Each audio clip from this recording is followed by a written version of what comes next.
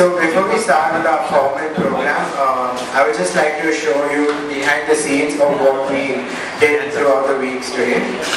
Okay, thank you.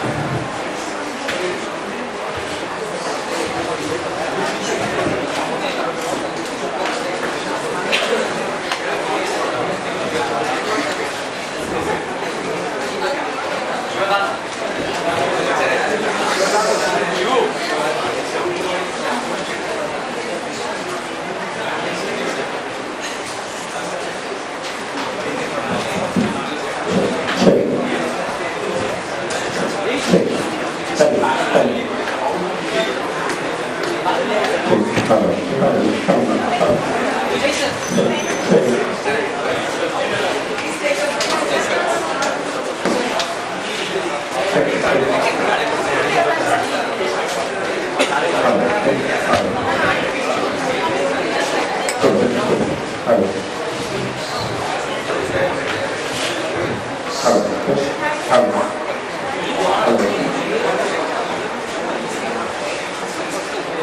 Hello. Check.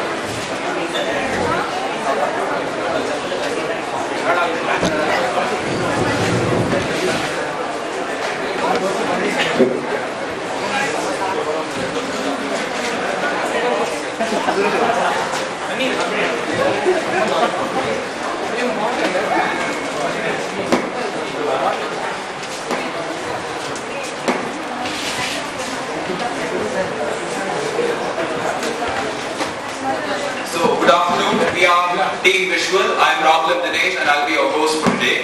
So, I'll introduce myself. I'm Rahul and these are my team members: Abhishek, Aditya, Aman, Darshan, Lakshna, Livia, Rohit, Viswas, Vishal and Yashwin.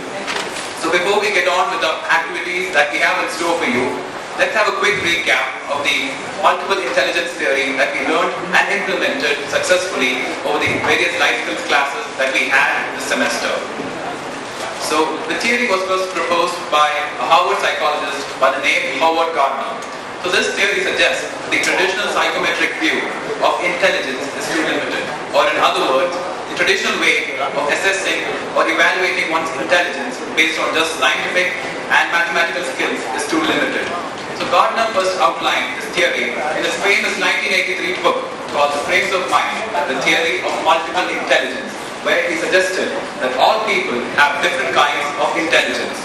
So Gardner theorizes that people do not just have an intellectual capacity, but have many different kinds of intelligences, including musical, interpersonal, spatial visual, intrapersonal, linguistic, logical, and kinesthetic. So the focus of our presentation will be the visual form of intelligence. So Howard Gardner, in his book which I previously mentioned, defines visual or spatial intelligence as the ability to perceive the visual world accurately, to perform transformations and modifications upon one's initial perceptions, and then be able to recreate the aspects of one's visual experience even in the absence of a relevant physical stimuli. So, have you ever been in the company of a person who's really good with their sense of direction? Or how about while you're trying to figure out what's there in a map, he or she has not only found the location in the map, but is en route to the destination. And sometimes don't you just envy the ease with which some people are able to draw? So these are some of the basic characteristics or traits of people with high levels of visual or spatial intelligence. Now research done with blind patients also show that spatial intelligence is not limited to visual ability. Their sense of space and direction comes from a more tactile experience, or rather through sense of touch and feel. And they show spatial intelligence skills in remembering pathways and navigating through a site, despite not being able to see. Now let's move on to the next slide. So some of the things and hobbies we love to do are painting, playing with jigsaw puzzles to get the final image, and then making and interpreting graphs. So a question to the audience over here, could anyone name the person's name or the person we see in the first picture? Correct. Bob Ross is a very famous American author, pardon me, American painter, and he's seen in the first gift that we have in this slide. So moving on. So a person with several of the abilities I previously mentioned have a very high chance of succeeding in the visual domain. So there are certain people who possess a very high level of this form of intelligence. They include architects, painters, artists, sculptors, designers, graphic artists, filmmakers, cartographers. So for those who do not know who a cartographer is someone who makes and designs maps. And moving on, illusionists, magicians, navigators, and war one of my personal favorites. So even in the army generals who are preparing for war, they should have very high levels of visual or spatial intelligence.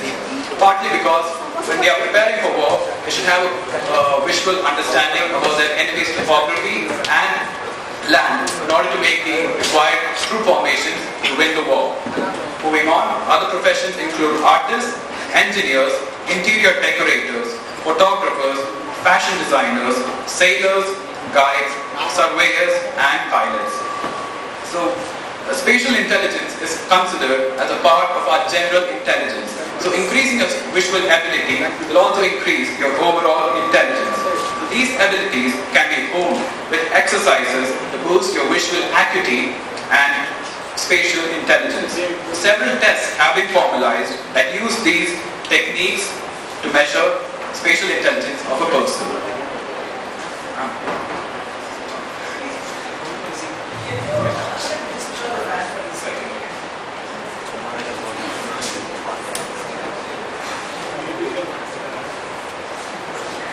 So before we get on with the activity that we have planned for you, let's have a quick warm-up session to train your mind for the upcoming activities.